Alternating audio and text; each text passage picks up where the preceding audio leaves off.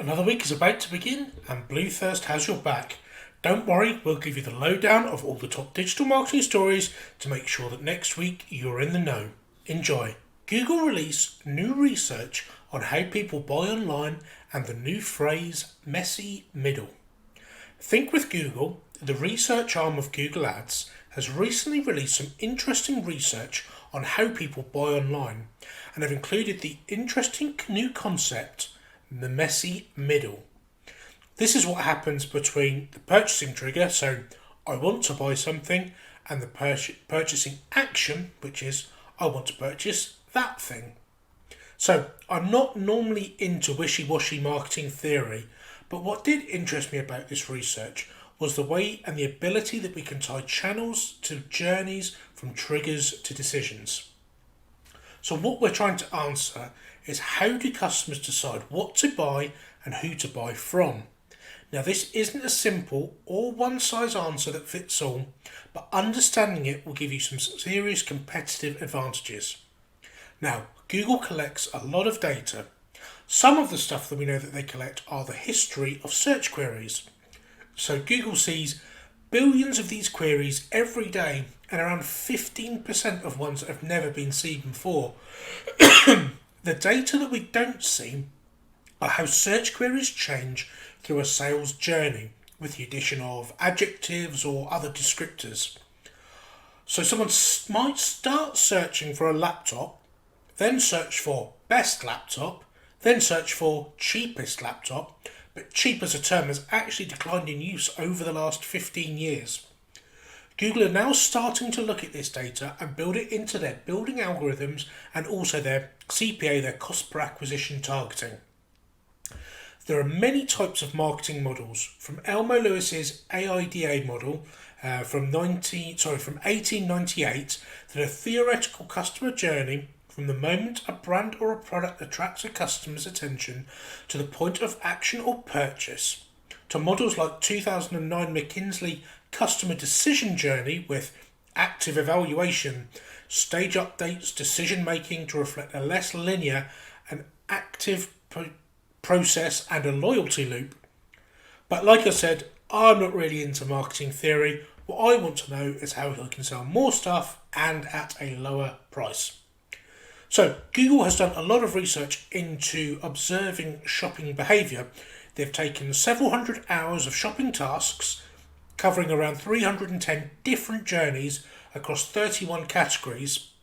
So users would have to research products in the market and their journeys were recorded using audio and video, and then they would talk through with the researchers how they are shopping. What they found is that no single model applied to all purchasing journeys. What they did find, however, was between the purchase trigger and the purchase event was exploration and evaluation. But this only happens to brands and products that has exposure, which kind of makes sense because you've got to kind of be in it to win it. And the point of exploration and evaluation is now called the messy middle. So set a goal to every marketer is now to understand their customer's messy middle. Campaigns first get exposure and then are part of the exploration or the evaluation loops that happens before the purchase event. So it's becoming more important to align messaging with customer journey and staging the journey and aligning customer journey to customer data. Once you have customer data and a customer journey, you can set up campaigns and test the results of the interactions during this messy middle phase. I'll put a link to all the research on our website. The Data Transfer Shield Agreement between the EU and the US has been declared invalid, and companies like Microsoft and Amazon have been relying upon this. So I had not personally heard that much about the Digital Shield prior to last week, but if we rewind back to July the 12th, 2006, the EU and US Privacy Shield framework was designed by the US Department of Commerce, the European Commission and Administration respectively, to provide companies on both sides of the Atlantic the mechanism to comply with data protection requirements for transferring personal data from the European Union to the United States in the support of commerce. But on July the 16th, 2020, the Court of Justice in the European Union issued a judgment declaring that this is now invalid. So, what does this mean? So, the Privacy Shield program was designed for US-based organisations, and it required them to self-certify with the Department of Commerce and publicly commit to comply with the scheme's framework for data security. Although voluntary, once an organisation makes the public commitment to comply with the requirements become legally enforceable. This is important to us today, as some pretty huge companies have been relying on it, the likes of Google, Facebook and Amazon. So the shield has been pronounced invalid after a case between the Data Protection Commissioner in Facebook Ireland and a gentleman named Maximilian Schrems, who is an Austrian privacy advocate. Now, he's tried to take Facebook to court multiple times, arguing that his data was vulnerable to government surveillance when it was transferred to Facebook's American servers. Now, this is an incredibly complicated case, but what it sounds like is going to happen is that any US company doing business with EU citizens will not only need to comply with GDPR, but it also looks like European user data currently cannot even be transferred to US servers. Companies are hopeful that there's a technical solution that uses standard contractual clauses, SCCSs, but this will only work if the European Court and the US Commerce Department agree a plan. So, in the short term, MarTech companies are going to have to ensure that all of their vendors are currently compliant. Huge Twitter hack. So on Wednesday the 15th of July at about 1 p.m, a large number of celebrity and brand accounts experienced a huge Twitter security breach. It was a bit of a strange one, and the accounts of people like Kanye West, Joe Biden, Bill Gates, Apple, Jeff Bezos, Elon Musk, Uber, Floyd Mayweather, Barack Obama, Warren Buffett and even Kim Kardashian were exposed.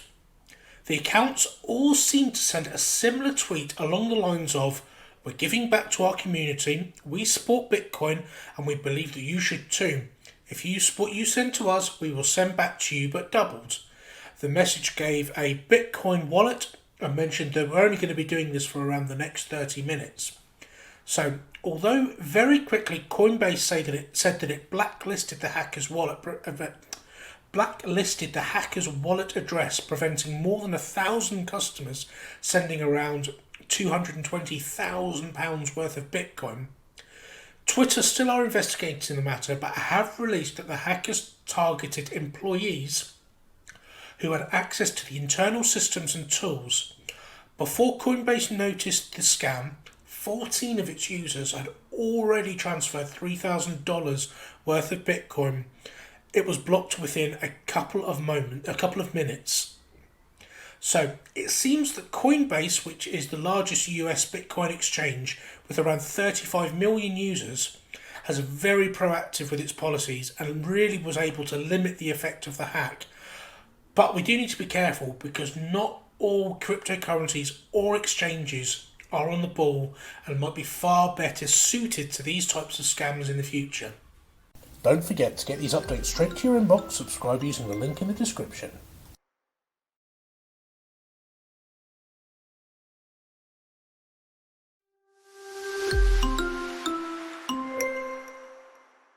There are some exciting new things coming to Google search ads.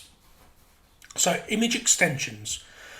When creating image extensions, there are now going to be two ways to run them, either in a dynamic mode or a manual mode. In dynamic mode, Google will crawl your site and pull images into your ads, but in manual mode, you'll have to manually upload the images that you want. They should be square and 1200 pixels square.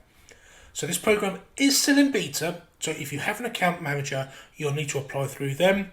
Hugo Boss has been running them and seen a 2.5 times increase in ROI and a 5% increase in click-through rate, CTR. Also, Countdown are coming to responsive search ads. So Countdown and ad customizers have been around for quite a long while in standard ads, but now they've been released into the responsive search ads. So this is where you can count down to, say, last orders before Christmas and have that time information updated automatically in your ad copy.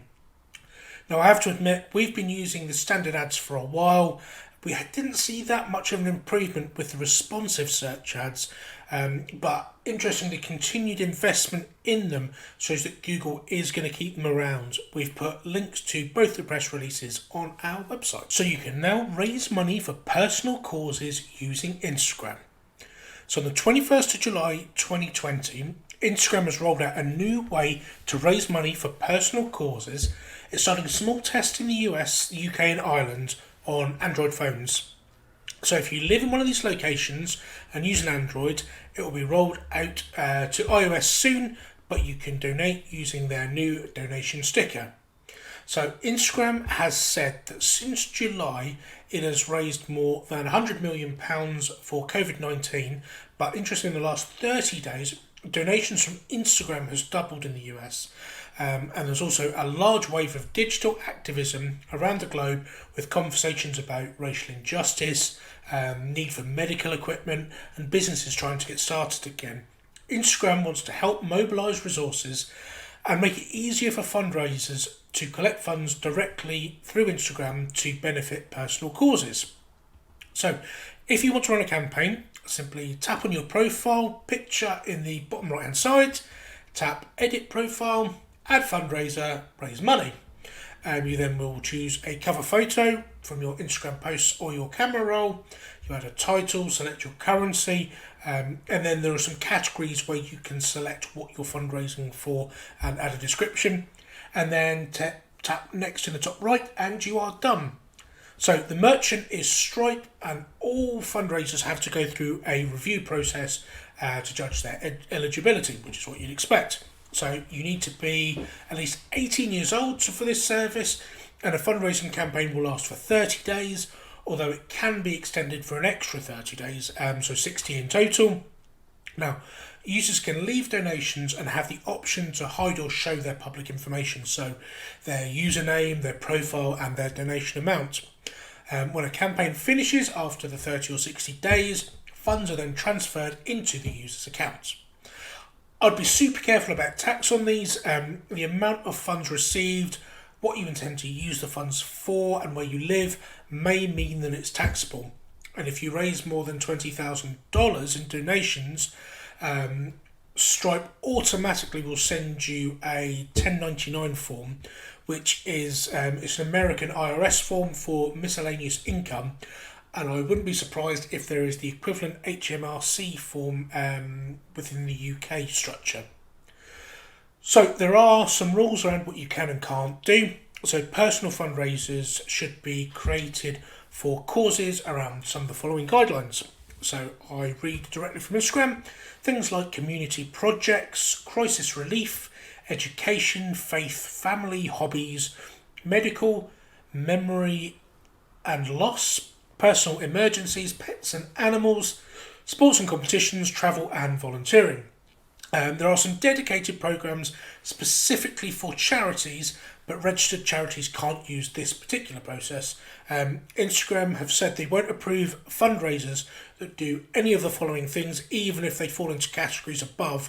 So you just need to make sure that, well, you're not a charity, you're not doing anything that breaches Facebook's community standards, it's not illegal, you're not selling something, it's not a raffle, you're not raising money for something that's political, you're not trading. Interestingly, they won't let you do it if you're kidnapping, but if you're inciting violence, if you're breaching local laws, anything to do with knives, guns and explosives, anything to do with marijuana or CBD is banned, anything narcotics wise is completely ruled out.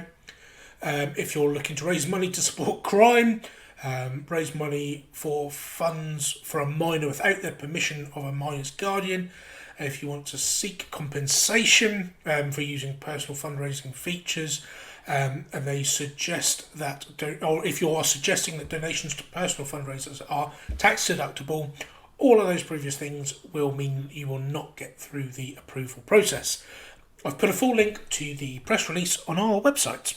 Don't forget to get these updates straight to your inbox. Subscribe using the link in the description.